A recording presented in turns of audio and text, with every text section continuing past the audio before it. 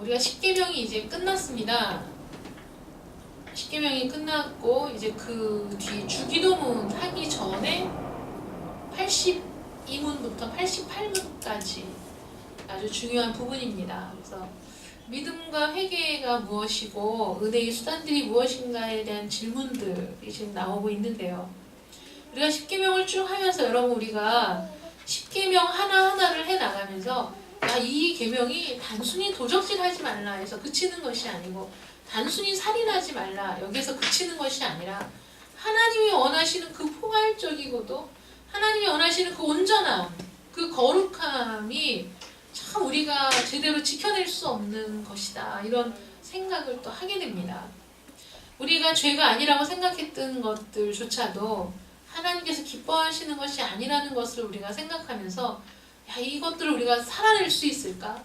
우리가 지속적으로 하나님의 말씀을 지켜갈 수 있을까를 생각하면 참 자신이 없어지죠. 그래서 어차피 다 지킬 수 없는 계명이 무슨 소용이 있냐 이렇게 생각하는 분들도 있을 거고 그렇게 복잡하게 믿어야 되나요? 그냥 날 잘 믿고 날마다 지은 죄 회개만 하면 되지 않을까요? 이렇게 생각하는 분들도 있고요. 또 내가 죄를 짓는다고 내가 얼마나 큰 죄를 짓겠어요. 진짜 큰 죄를 지은 사람들보다 그래도 우리는 나은 편 아닌가요? 이렇게 생각할 수도 있고요. 또 회개에 대해서도 이미 우리는 한 번 배웠던 것 같은데 뭘 회개를 또 배워야 되나 이렇게 생각하시는 분들이 있을 겁니다. 그런데 우리가 10계명을 배우면서 우리가 깨달은 게 뭐냐면 하나님이 우리에게 요구하시는 것이 영원한 도덕법인데 그 도덕법을 10계명 안에 요약해 놓았다는 거죠. 그래서 그 10계명에 있는 말씀들은 하나님께서 우리를 온전하게 살아가도록 당부하시는 지침이 거기 다 들어있는데 그 계명을 배우다 보면 율법적이 되어서 율법주의자가 될 수도 있고요.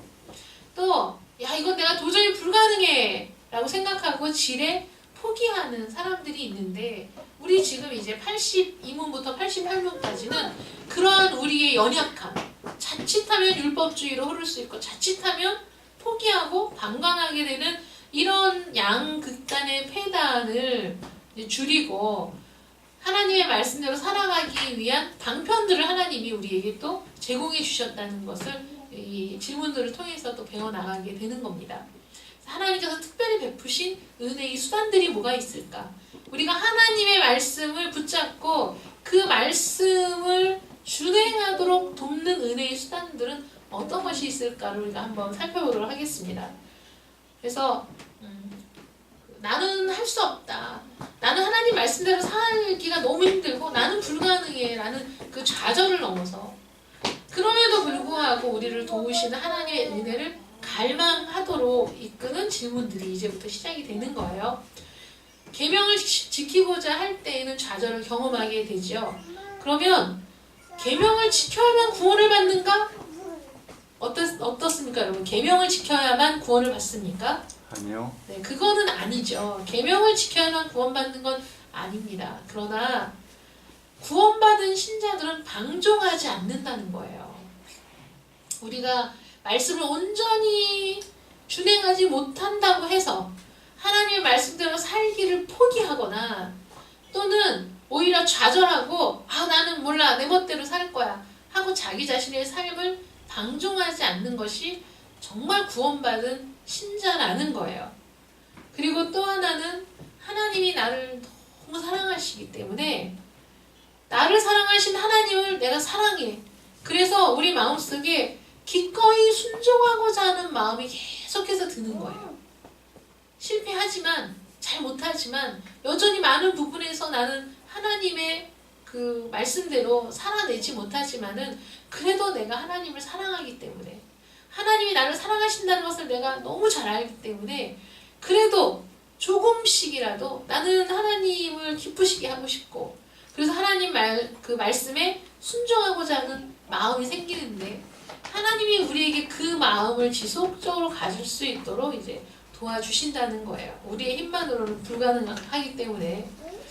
그래서 82문에서 이런 질문이 있습니다. 하나님의 계명을 완전히 지킬 수 있는 사람이 있습니까?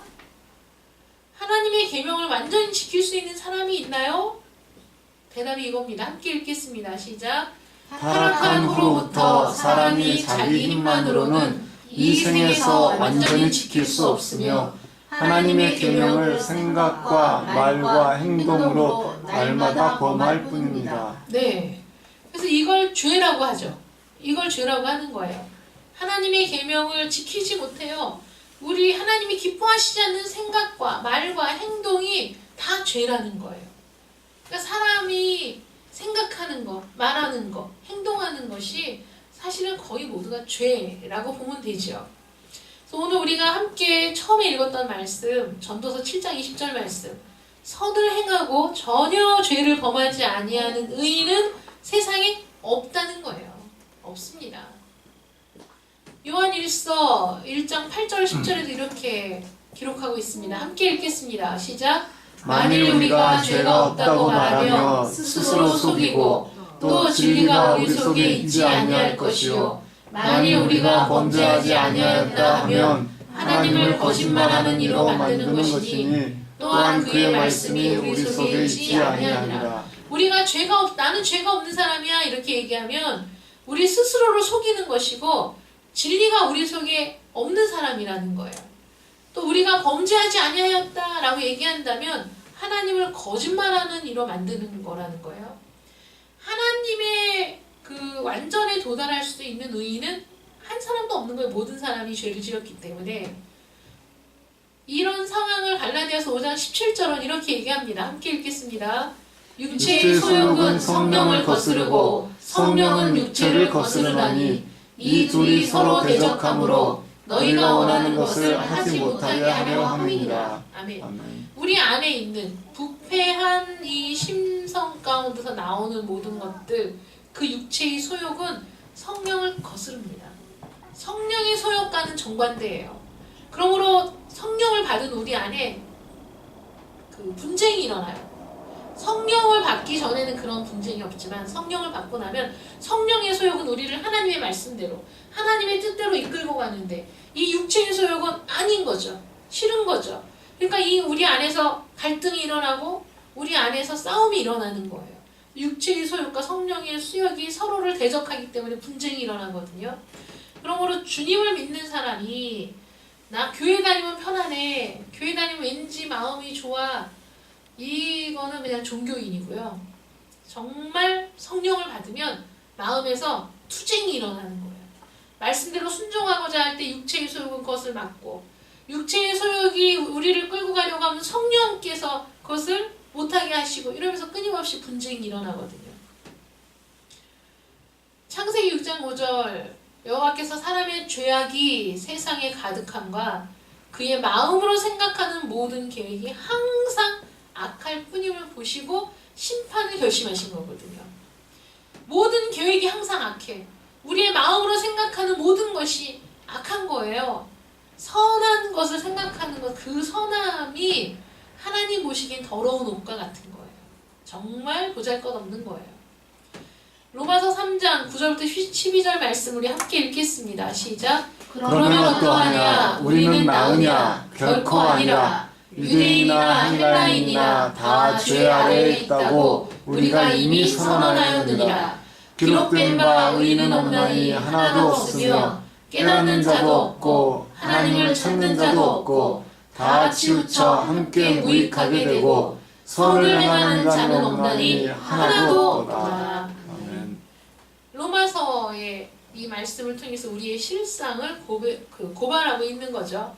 그러므로 하나님의 계명을 완전히 지킬 수 있는 사람이 있나요? 라는 질문에 우리 모든 사람이 없습니다 라고 고백할 수밖에 없는 거예요. 없습니다.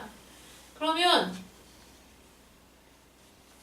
83문에서 그러면 모든 사람이 죄를 짓는데 모든 사람이 하나님의 말씀을 따르지 않는데 그 법을 위반하는 것, 하나님의 법대로 살지 않는 그 모든 죄가 똑같이 가증스러운가요?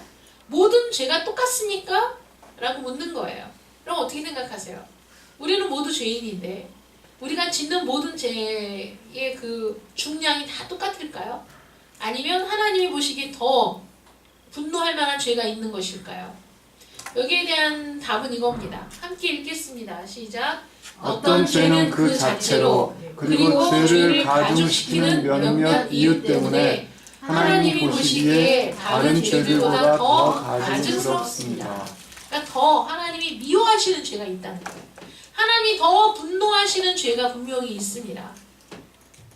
에스겔 8장 6절, 13절, 15절 말씀 함께 읽습니다.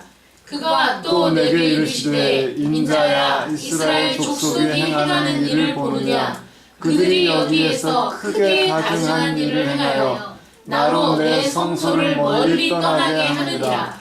너는 다시 다른 큰 가증한 일을 보리라 하시더라. 또 내게 이르시되 너는 다시 그들이 행하는 바 다른 큰 가증한 일을 보리라 하시더라. 그가 또 내가 이르시되 인자야 내가 그것을 보았느냐 너는 또 이보다 더 큰 가증한 일을 보리라 하시더라. 아멘. 여기서 보면 더 큰 가증한 일. 너 이 가증한 일을 보고 있니? 이거보다 더 큰 가증한 일을 보게 될 것이다. 이거보다 더 큰 가증한 일. 그러니까 더 크게 가증한 죄가 있다는 거죠. 가증스러운 죄가 있다는 거예요. 에스겔서에 나와 있는 이것은 하나님의 성소에서 짓는 죄거든요. 하나님의 성소를 더럽히는 죄, 하나님의 성소에 우상을 세우는 죄, 하나님의 성소에서 우상에게 예물을 드리는 모든 행위들, 그런 것들을 하나님께서 더 가증스러운 죄라고 지금 표현하고 있는 것이죠. 또 요한일서 5장 16절 말씀 함께 읽습니다. 시작. 누구든지 형제가 사망에 이르지 아니하는 죄 범하는 것을 보거든 구하라. 그리하면 사망에 이르지 아니하는 범죄자들을 위하여 그에게 생명을 주시리라. 사망에 이르는 죄가 있으니 이에 관하여 나는 구하라 하지 않노라. 아멘. 사망에 이르지 않는 죄도 있고 사망에 이르는 죄도 있다는 거죠. 그러니까 더 가증스러운 죄가 있다는 거예요.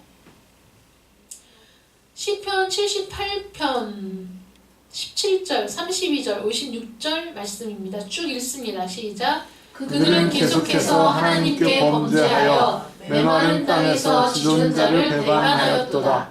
이러함에도 그들은 여전히 범죄하여 그의 기이한 일들을 믿지 아니하였으므로 그러나 그들은 지존하신 하나님을 시험하고 반항하여 그의 명령을 지키지 아니하며. 여러분 우리가 하나님을 시험하고 반항해서 불어 고의로 명령을 지키지 않는 죄가 있죠. 그런데 실수로 하려고 했는데 힘에 부쳐서 아니면 고의가 아니라 내가 어리석어서 이렇게 짓는 죄들도 있습니다. 그런데 지금 하나님이 지적하시는 죄는 고의로 일부러 하나님을 배반하고 하나님을 시험하고 하나님께 반항하고 그 명령을 지키지 않는 죄, 더 가증스러운 죄라는 거죠.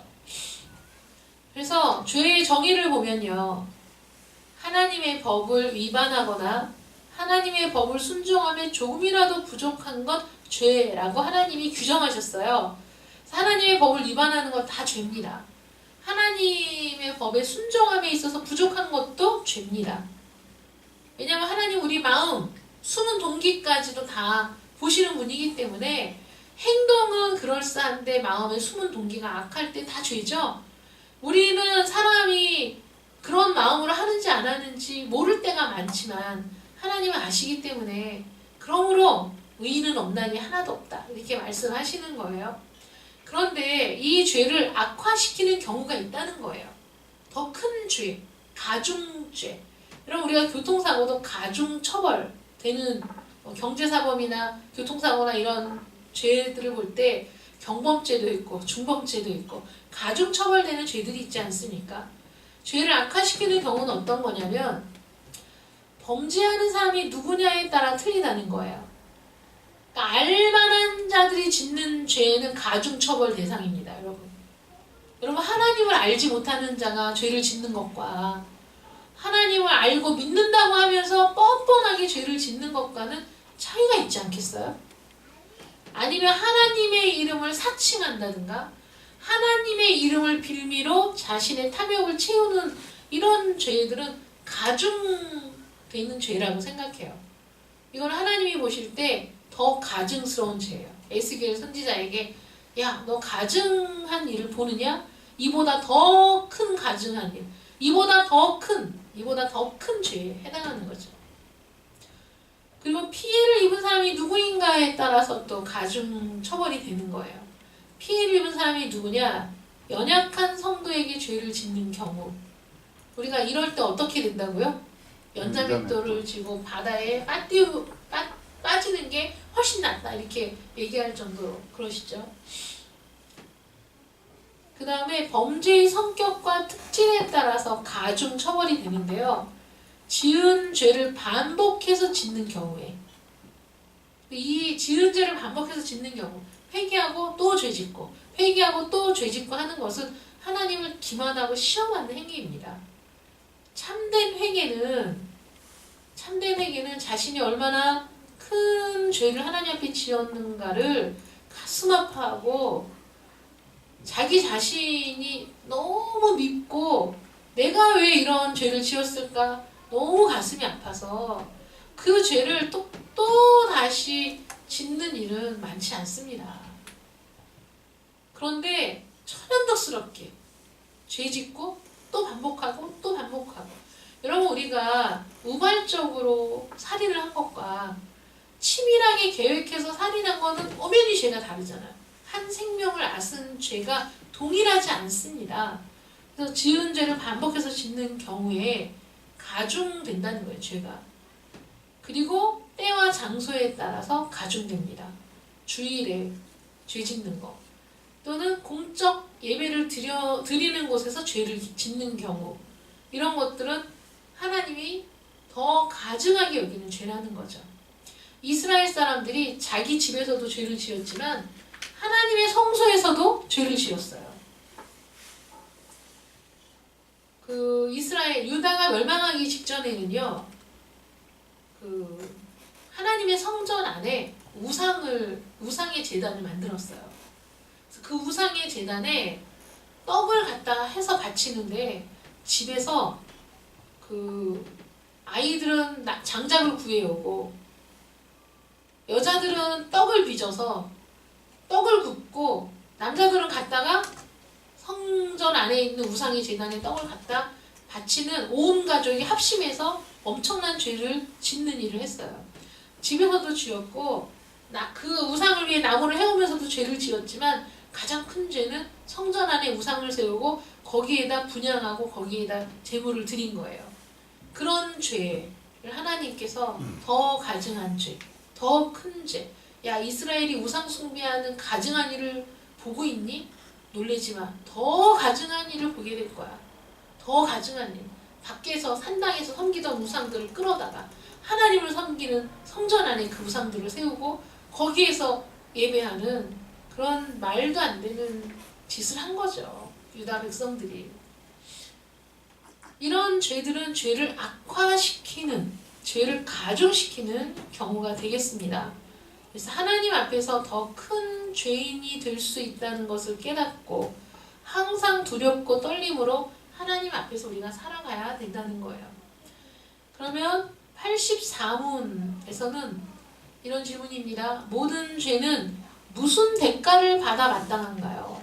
여러분, 우리 조두순 사건 일어났을 때 수많은 사람들이 사형시켜라 인터넷에도 막 난리가 났어요.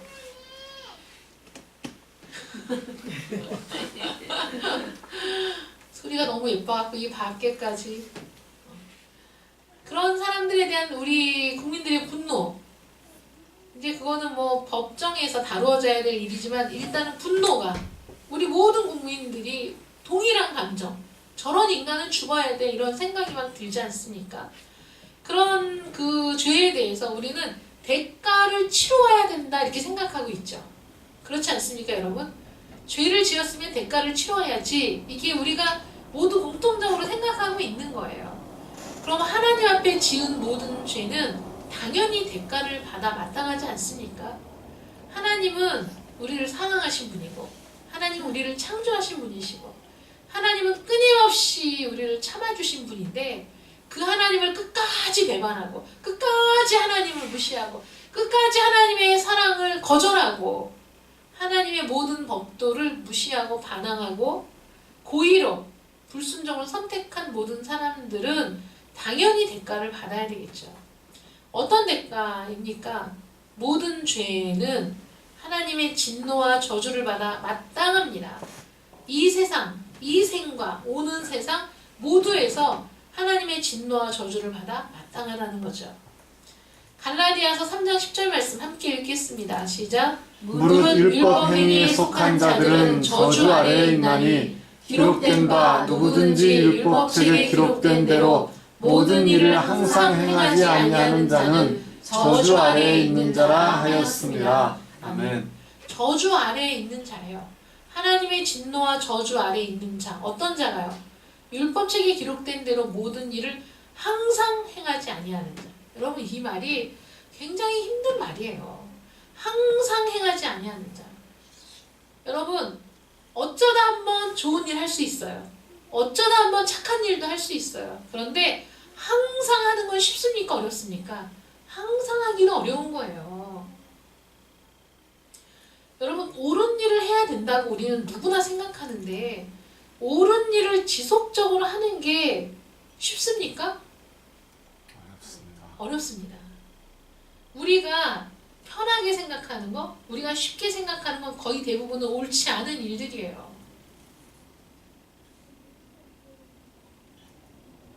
담배를 피우면 건강에 해롭다라고 알고 있어요.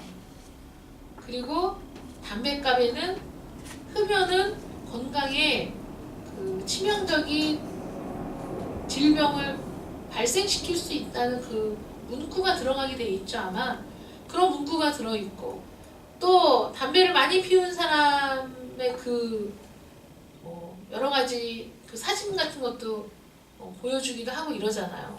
알고 있지만 담배를 끊는 건 어려워요. 담배를 끊지 못하기 때문에 오만 가지 이유를 갖다 댑니다. 옳다는 걸 알아도 옳은 일을 행하는 건 어렵습니다. 그리고 내 건강을 위해서 술을 마시지 말아야지 생각을 해도 또 술을 마시죠. 간이 다 썩어 나가도 술을 끊지 못합니다. 내 건강을 위해 좋은 일도 내가 지속적으로 하기가 어려워요. 저도 마찬가지지만 많은 사람들이 얘기하잖아요. 건강을 유지하려면 최소한 땀 흘릴 정도로 운동을 해야 되고 그런 운동을 일주일에 3번, 3일을 해야 된다. 왜 이렇게 어려워요? 쉽지가 않아요.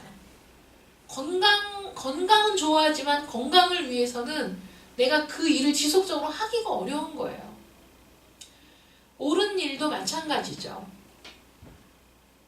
우리가 하나님 앞에서 옳은 일을 지속적으로 하는 것이 너무나 어려워서 우리가 어쩌다 한 번은 의인이 될 수 있어요. 어쩌다 한 번은 의로운 일을 할 수 있어요. 그런데 내가 태어나서 죽을 때까지 항상 의롭지 못하고 항상 선하지 못한 거예요. 이렇게 하나님 앞에 짓는 우리의 모든 죄, 율법책에 기록된 대로 모든 일을 항상 행하지 않으면 저주 아래에 있는 자가 된다는 거예요.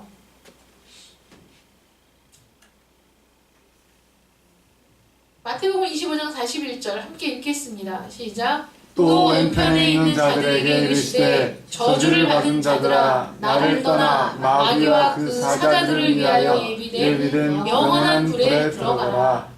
마지막 날 심판 때 있는 얘기죠.